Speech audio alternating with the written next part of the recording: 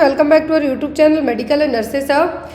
आज हम बात करेंगे एमपी में सीएचओ की आंसर कीज हैं जो आ चुकी हैं। टोटल 4 पेपर्स हैं जो हुए हैं 29 और 30 मार्च को। तो जिन्होंने भी पेपर दिए थे यहाँ पर मैं बता दूं कि उनको पेपर का लेवल बहुत ज़्यादा हार्ड लगा है। But paper as compare to previous की हम बात करें तो यस थोड़ा सा डिफरेंट था। जैसे एमपी में जीएमसी के पेपर हुए हैं, ग्रुप 5 के पेपर हुए हैं, एज एन पेपर आपको इस बार है जो सीएचओ का रख दिया गया, इसलिए बहुत सारे लोगों को कन्फ्यूज़न हो गई। तो आपको चेक कैसे करना है तो आप ऑफिशियल वेबसाइट पे जाइए। जो आपको यदि मैं कहूँ तो आपको डायरेक्ट आई फॉर्म्स पे जाना और वो आपको प्रॉपरली विजिबल भी हो रहा है। मैं फिर भी आपको एक बार वेबसाइट डायरेक्ट आपको mponline.government.in या फिर आई फॉर्म्स डालेंगे तो आपको वेबसाइट ओपन हो जाएगी। अब आप जब यहाँ पे नीचे की तरफ स्क्रॉल करेंगे तो यहाँ पे नीचे आपको लास्ट में एक है जो देखिए ये नोटिफिकेशन शो हो रहा है जो कोड नंबर 136 था NHM CCH और CHO की पोस्ट के लिए, क्योंकि पेपर एक ही हुआ था चाहे CHO का या CCH का। बस डिफरेंस ये रहेगा कि जो CCH वाले हैं उनको आफ्टर सिलेक्शन में जो मेरिट की बात हम करेंगे, मेरिट लिस्ट है जो मे बी 75 है जो आसपास 75 के आसपास हैं जो हाईएस्ट मार्क्स रहने वाले। यहाँ पे आपको अपना यूज़र नेम पासवर्ड कैप्चा डालेंगे तो आपको यहाँ पे क्या होगा मिल जाएगा। लेकिन यदि आप या तो अपना पासवर्ड भूल गए या यूज़र नेम भूल गए तब आप कैसे निकालेंगे, तो यहाँ पे आपको यदि यूज़र नेम भूले हैं आप अपना तो क्लिक करेंगे तो आपका जो मोबाइल नंबर रजिस्टर किए उसके थ्रू आपको मैसेज आ जाएगा। आपको चेंज कुछ भी नहीं करना है। और यदि आप अपना पासवर्ड भूले हैं तब भी आपको पासवर्ड वाले पे क्लिक करेंगे तो आपको डायरेक्ट मैसेज में पासवर्ड भी आएगा।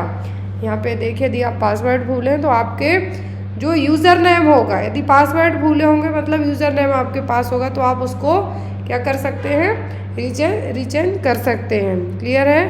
तो यहाँ से आप अपनी आंसर की क्या कर सकते हैं डाउनलोड कर सकते हैं। अब यहाँ पे देखिए पूरा पेपर है तो 4 पेपर है टोटल।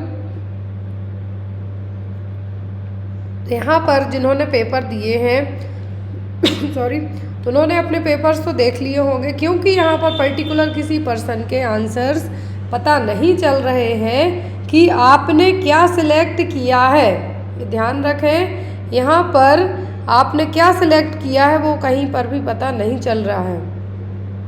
क्लियर है?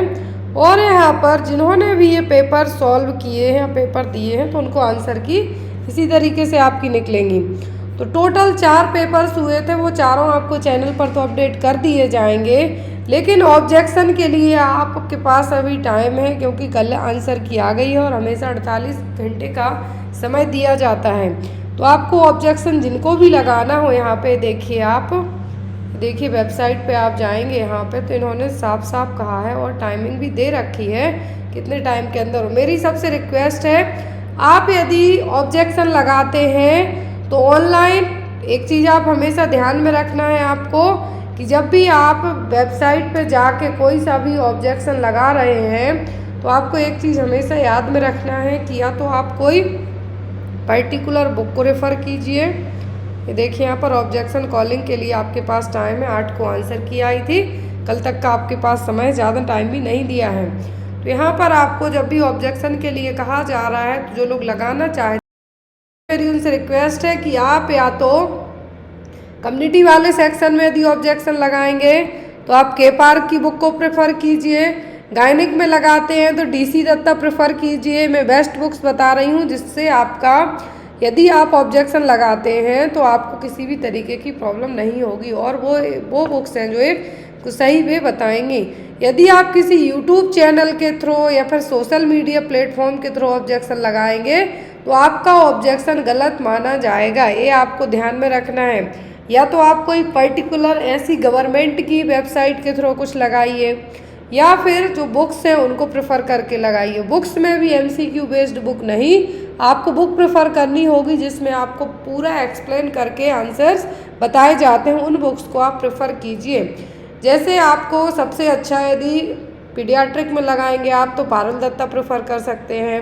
यदि आपको गायनिक में लगाना है तो DC दत्ता, और पीडियाट्रिक वाले क्वेश्चन कुछ आपके DC दत्ता में भी कवर होते हैं तो वहाँ से आप क्या कर सकते हैं ऑब्जेक्शन लगा सकते हैं। और जो डेमोग्राफिकल डेटा आता है, हेल्थ स्टैटिक्स आते हैं, इसके लिए आप गवर्नमेंट की सेंसस वाली वेबसाइट को प्रेफर कीजिए। यदि आपको लगता है कि इन्होंने गलत आंसर दिए, मैं आपको यहाँ पे नहीं बता सकती हूँ कि वो किस में ऑब्जेक्शन लगाना है या नहीं लगाना है, ये आपको खुद से चेक करना होगा और आपको ऑब्जेक्शन लगाने होंगे। तो टोटल 4 पेपर हुए हैं 2 दिन में, 29 और 30 तारीख में। पर्टिकुलर किसी भी पर्सन के आंसर्स पता नहीं चल रहे हैं कि किन्होंने क्या है जो आंसर्स दिए हैं, लेकिन हमें पूरे पेपर्स, चारों पेपर सॉल्व करेंगे और 2 दिन में आपको 2-2 करके अपडेट कर दी जाएंगी आंसर की, जिन्होंने जो पेपर दिया है। और मैं एक चीज़ और इसमें करने वाली हूँ कि जब ये आपको अपडेट करूँगी तो यहाँ पर आपको पूरे आंसर्स ग्रे कर दूँगी। ग्रे मतलब ब्लैक, ताकि आप जैसे आपको एग्ज़ाम में मिले होंगे और आप उनको दोबारा से रीचेक कर सकें। क्लियर है? कोई डाउट रह जाए आप तो मुझसे पूछ सकते हैं। जिन्होंने अभी तक चेक नहीं की है अपनी आंसर की, प्लीज़ चेक कीजिए, ऑब्जेक्शन लगाइए जो बुक्स मैंने बताई हैं, और आपको जिन आंसर्स में कन्फ्यूज़न होती है यहाँ पे आप प्रेफर कर सकते हैं। जेपी ब्रदर्स की बुक भी आप प्रेफर कर सकते हैं यदि पढ़ते हैं तो। और यदि आपको कुछ और ज़्यादा डाउट रह जाते हैं स्किल बेस्ड के लिए यदि हम बात करें तो जेपी की बुक्स आप प्रेफर कर सकते हैं, या फिर जो आपके पास बुक्स अवेलेबल हो बट वो एक प्रॉपर ऑथर की और विथ डिस्क्रिप्शन में आंसर वाली होनी चाहिए। एमसीक्यू बेस्ड बुक के भरोसे आप आंसरिंग ना करें। मैं ये चीज़ आपको इसलिए बता रही हूँ क्योंकि जब भी आप आंसरिंग करेंगे ऑब्जेक्शन के लिए तो यहाँ पर आपके मार्क्स घटेंगे तो नहीं, रेयरली घटते हैं, लेकिन हाँ यदि उन्होंने आपकी आंसर की में आपने जो सिलेक्ट किया होगा आपको लगेगा कि गलत कर दिया है तो वहाँ पे आप उसमें लगा सकते हैं। क्लियर?